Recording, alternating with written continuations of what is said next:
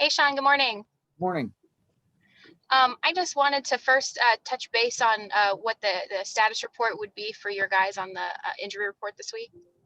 Yeah, everybody's going to be good to go. I don't anticipate anybody being held out, so we expect to be all hands on deck. And then I was asking Matthew about this the last couple of weeks, but in terms of some of the nonverbal stuff between him and the receivers, and noticed it a couple of times with himself and Van Jefferson, how does that develop between a quarterback and his receivers? And maybe what notes have you noticed about that sort of maybe after end of play communication or some of those moments where they do freestyle a little bit?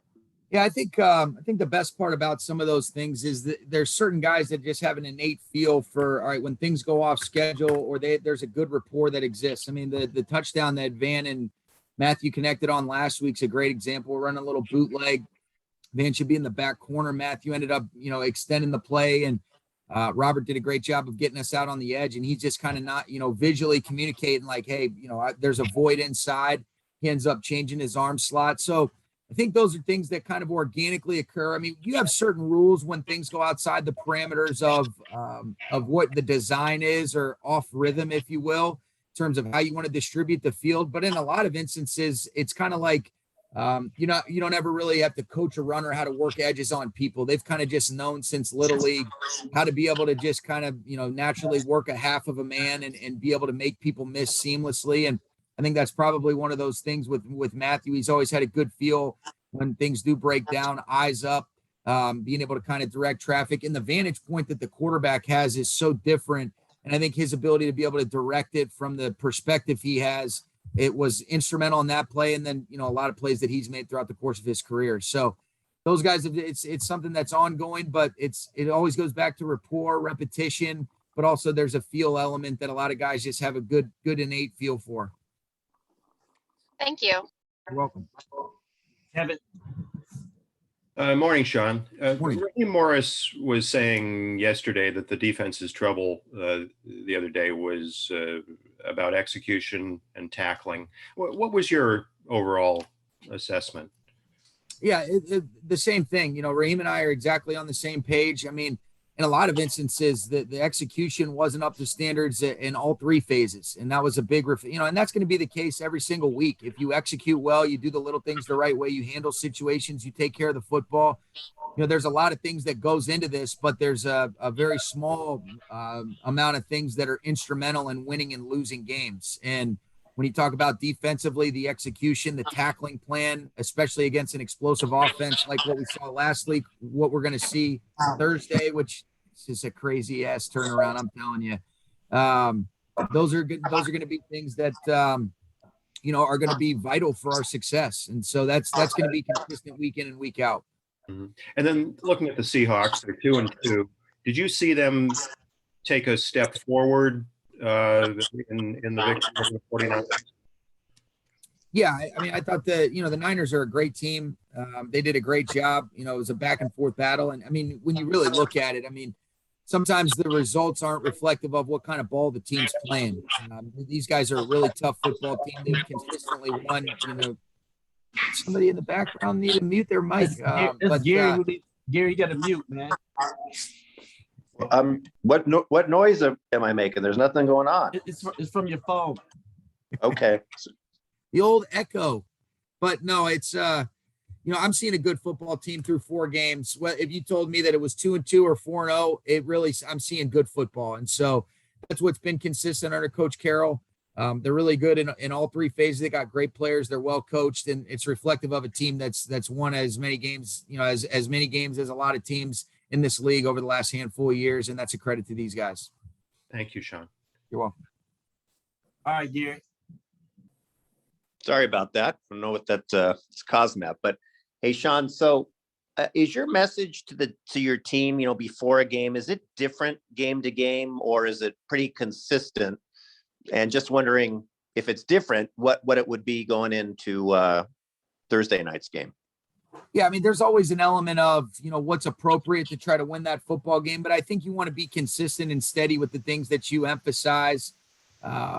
I try to be consistent in that approach, with our weekly rhythm, with our daily rhythm. Obviously, a Thursday game entails a little bit different accelerated rhythm than what we're all accustomed to. But I think you want to be consistent in your approach, but you also need to be flexible enough to adjust or adapt according to whatever we feel like our team needs to perform at our best. And so, just like what Kevin asked a couple questions ago, you focus on the things that we need to improve on moving forward that, will help us obtain and achieve the result that we're looking for. We know it's going to be a great challenge, but, the message stays fairly consistent, but you're always, correcting, addressing, and then being able to move forward the right way.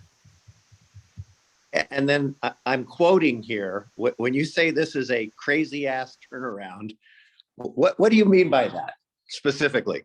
I just mean the fact that it's already, this is typically for us, on a Wednesday, you're really just getting the players in and installing the first part of your game plan. We're getting ready to travel here in a few hours. So that's what I mean by a crazy ass turnaround. Thank you. You're welcome. Lindsay. But you're going to be fined for that now? I thought you were going to say being on Zoom with us at 6:45 a.m., but This is good afternoon for me, Lindsay. Yeah. Sean, can you just with the quick turnaround, any kind of sense of how your players are feeling coming off the game and getting ready for tomorrow? Yeah, I think they feel good. They've had a good look in their eye line. See, this is a great group. I love working with this team. I think the most important thing is making sure that we provide a good plan that gives them clarity and ultimately allows them to go play fast and decisive. And get their bodies back and recovered and refreshed as quickly as possible. The turnaround, the crazy turnaround is for these guys. It's one thing for us to have to do a little bit more, kind of accelerate our game planning, but that's it's for the players, the physical toll. I mean, you just look at how physical this game is and how quickly they turn around. That's where it's very, very important for a mental, but as much as for the physical, just seeing their bodies turn over and making sure that we're hitting on all cylinders as much as possible on Thursday at 5:20 or whenever we kick off. And then this game looks like we're all getting lucky. It's squeezed in between a couple of days of rain, but just in case something does happen and it rains up there, did you guys have a chance through training camp or anything to go through wet ball drills and stuff like that? We mix that in a little bit here and there. I think a lot of it is predicated too on, you defer to, all right, hey, Matthew, how do you feel about this? What's been your experiences, playing in those bad weather games? And then you have certain things that you would, certain plays that maybe you'd stay away from dependent upon the severity of it or how seamlessly our equipment guys are able to keep that ball dry. So there's so many layers that go into it. You certainly practice those things every now and then, but just based on the elements that we have, it's not something that comes up too frequently. But what is the weather projection right now? Well, it's changed a little bit, but right now it actually says it's only going to be 57 and partly sunny. So now I'm a meteorologist. Yeah. Yeah. 10 minutes from now, it'll say something different, won't it? Yeah. Yeah. We got to be ready either way though. And that's something that always is a part of the conversation when you go to Seattle, especially just given the nature of how frequently it rains. All right. We'll wrap up with Omar. Hey, Sean. Good afternoon, as it were. There you go. Asking this question with Cooper Kupp in mind, but it's more of a sort of philosophical question for you as a play caller. When you have a player who has been as dominant as he has, do you obviously, I guess you would anticipate the defenses start to pay a little more attention to him. Do you try to stay ahead of that, or do you kind of just wait till the defenses force your hand to try to start to curtail kind of some of the other things that you want to do? Oh no, you definitely you want to be proactive, not reactive to that, and you want to be mindful of it, understanding. That's why we've got 5 eligibles on every play, and there's been a lot of instances, Omar, where Cooper has caught the ball where he might be, second, third, fourth, or even fifth in the progression based on what Matthew's looking at, and I think he's done a great job. That the coverage has dictated where he's gone with the ball, and then there's been a lot of instances where we are trying to get him the ball, and those guys have done an excellent job connecting. So. Definitely have to be mindful of it. But the good thing is you feel really good about the other eligibles. And there's some other guys that, you want to make sure that you're trying to get them involved. And I think that's when we're at our best, is when the ball's getting spread around. But a player of Cooper's caliber, you definitely want to make sure that you're mindful of getting him his touches because of, how explosive and how much of an impact he can make on the game. And I know you and Shane have kept in touch. You guys got a great relationship. Your conversations nowadays, is it about ball? Is it about kind of personal life? just, kind of what's your communication like with him, now that he's kind of on his own?